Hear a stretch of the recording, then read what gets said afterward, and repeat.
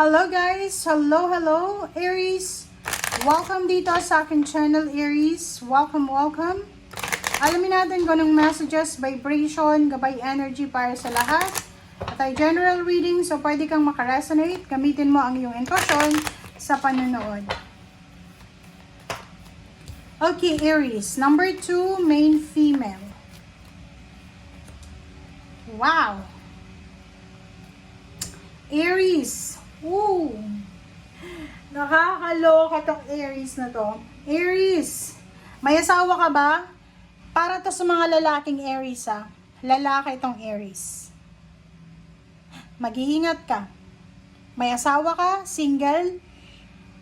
Sa linggong ito, okay, sa linggong ito, isang babae, pwedeng medyo may edad na siya, single siya, matandang dalaga, or pwedeng bata pa pero never been in a relationship. And posible siyang magpadala sa'yo ng sulat, or pwedeng halimbawa, wala siyang, hindi niya ipapadaan through cellphone, through text chat, or email. Literal na sulat to. Pwedeng susulatan ka niya ng Aries. Or kung sino man, ano man ang pangalan mo, sasabihin sa'yo na meron siyang nararamdaman na pagmamahal sa'yo. 'Di ba? So, nakikita ko sa'yo dito, sinasabi ng barahan na be careful. Kasi kung may asawa ka, ang babaeng ito, siya yung sobrang gustong-gusto kanya. Gagawin niyo yung lahat para makuha ka. 'Di ba? Kung ikaw naman Aries, babae or lalaki, naghihintay ka ng judgment, clarity, answers, solution, resolution, outcome, endings, or ano man ang hinihintay mo, papers, documents, posibleng sa linggong ito, okay? March 17 to 23, eto na yung matagal mong hinihintay, Aries, okay? Eto na yung matagal mong mensahe na hinihintay. It's either letter, it's either call, it's either email, it's either chat, darating sa'yo yung message na to. Ang message na to, it's either you're free, it's either you are accepted, it's either you can sign the contract, you can go, you are approved, parang ganon. So, comment down below, Aries, if you're resonated. Wow! Congratulations!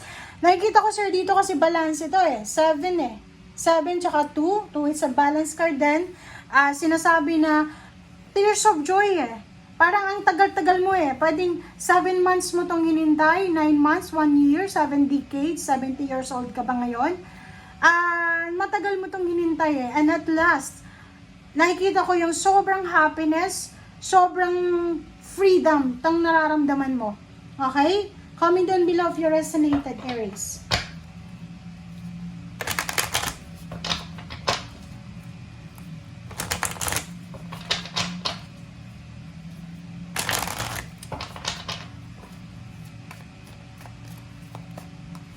Okay, sensuality. Wow. If love life to, Aries, na ini-express sa'yo sa linggong ito, like for example, meron kang natanggap na love offer, babae ka man or lalaki, single or in a relationship, kung ano daw yung nararamdaman mo sa taong ito, express mo, sabihin mo sa kanya. Ipahiwatig mo daw din. Comment down below. Okay. Next card is dreams. Believe in your dreams. 'Di ba? So Aries, sinasabi ng baraha sa iyo na simula ngayong linggong ito, from March 17 to 23, sinasabi ng baraha na magtiwala ka sa magic. Magtiwala ka sa milagro, magtiwala ka sa pangarap mo, magtiwala ka sa goals mo, magtiwala ka sa sarili mo, sa Panginoon, na lahat yan ay mapapasayo. Trust. Okay? Wow. Aries.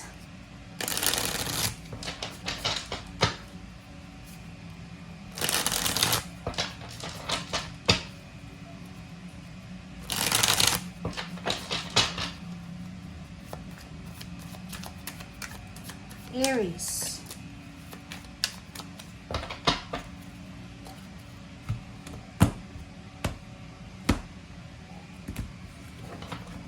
Okay, tingnan natin. First card natin, Aries, is 2 of Cups. So, yun, di ba? Dalawang tao ang posibleng magkabalikan, dalawang tao ang posibleng maging strong ang kanilang relationship, dalawang tao ang posibleng magmahalan or magsimula ng kanilang relasyon sa linggong ito.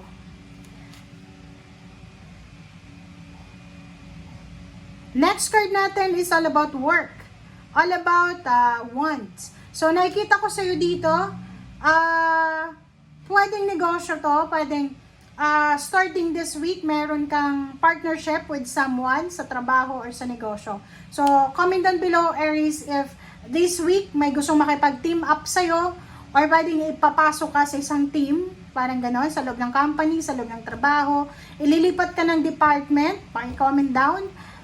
Posibleng dalawang taong nagmamahalan to na susubukan nilang i-work out or mas lalo nilang patatatagin, tatrabahuhin yung relationship nila. Okay, diba? So this week, ang daming clarity, ang daming enlightenment. So maraming magliliwanag sa linggong ito. Kung medyo confused ka for several months or for several years na ang dilim, diba? Yung parang confused ka, uncertain siya, walang sigurado. But this week sinasabi na makikita mo yung liwanag, makikita mo yung talagang rason kung bakit nangyari yon. Diba? Incoming love, incoming offer of love, incoming offer of friendship, connection, collaboration, protection. Diba? Mag-iingat lang tayo. If it's Gemini or air signs yung nag-offer sa'yo ng love or camaraderie, allies, mag-iingat ka kasi pwedeng traidorin ka or posibleng pwedeng lokohin ka. So, dito sinasabi ng barahan na sa linggong ito, kalmahan mo lang, okay? Kalma lang. Be calm and isipin mo na lahat ng nangyayaring ito ay may dahilan. Nangyayari to dahil sa kagustuhan ng Panginoon or talagang nakadestiny siya. Okay, Nine of Pentacles. Wow! Nine of Pentacles, sinasabi ng baraha sa'yo dito na isa sa mga financial wish mo or maraming financial wishes ka, but mangilan-ngilan doon sa financial wishes mo ay posibleng mangyari sa linggong ito. 'Di ba? So, ibig sabihin niya, marami kang mga gustong mangyari sa buhay mo na posibleng ngayon lang mangyayari. Okay? May mga pera kang hinihintay, payments, payouts, loan, parang ganun. And ngayon lang siya dumating. Okay. Nine of Swords. Nakikita ko sa iyo dito na isang financial offer, career offer sa malayong lugar, parang ganon. So, long distance. Pwedeng may mag-offer sa iyo ng job sa ibang bansa, sa ibang lugar, o nasa Pilipinas ka. Ang posibleng tatanggapin mo. Ang offer na ito is malaki. Malaki yung sweldo, maganda yung benefits. So, nakikita ko sa iyo dito na medyo mag-iisip ka. Parang pag-iisipan mo siya kung tatanggapin mo ba siya or hindi. So, yun nga sinasabi sir dyan, maraming darating sa'yo sa linggong ito na offer. So, maging matalino ka, maging wise ka sa mga decision making mo. Diba? Tingnan mo. Kita mo na, mapa-businessman, friendship, collaboration, allies, ano ba yan? Attachment, ang daming darating sa'yo. Gateway of financial success, maraming connection. So, ibig sabihin, marami kang kilala or makikilala or nakilala na pwedeng makatulong sa'yo para maging milyonaryo ka and maging mayaman ka, pero nakikita ko sa'yo dito na hindi ka interesado. Siguro illegal yon or yung mga nakilala mo is hindi sila dumaan sa tamang proseso para yumaman, kaya hindi ka sigurado. Parang ganun. The Sun. How? Alam mo ba kung bakit nangyari itong The Sun na to? Kung bakit masaya ka? Kung bakit nagsa-celebrate ka sa linggong ito? Kasi dito to, may good news kang matatanggap from your family, from your loved ones, or from someone nga, 'di ba, na pwedeng magdala sa iyo ng overall happiness, freedom, 'di ba? Nakikita ko sa iyo dito na tapos na. Ay, sa wakas, tingnan mo to, Atong picture na to, sinasabi na pinapahid niya yung kanyang pawis, na parang hay sa wakas, natapos din. Hay sa wakas na natapos yung bahay na pinapatayo, yung kontrata, hay sa wakas retired na, tapos na yung mga anak, nakalaya ka na sa kontrata or nakalaya ka na sa relationship or sa kung ano pa man na stagnation or restriction. So, ganun ang energy mo. Kaso lang, meron na naman ditong chismoso. Sa either Gemini, Libra, or Aquarius. Nakikita ko sa'yo dito na umiwas ka sa gulo, umiwas ka sa mga chismis, iwasan yung sobrang pagkukwento. Kung mayroon kang mga good news tungkol sa sarili mo, much better na isekreto mo na lang. Okay? Kasi ang hirap sa panahon ngayon. Ang daming evil eye, and at the same time, maraming kumukontra talaga sa gusto nyo. So, make sure na kung may good news ka, sarilinin mo na muna. Okay? Okay lang na, di ba, pag sinarili mo yung good news mo, parang sasabihin ng iba na nagsasuffer ka alone. Hindi.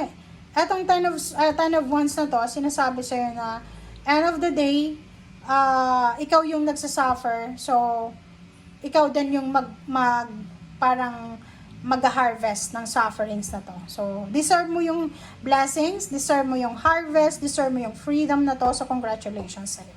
Okay? Bye!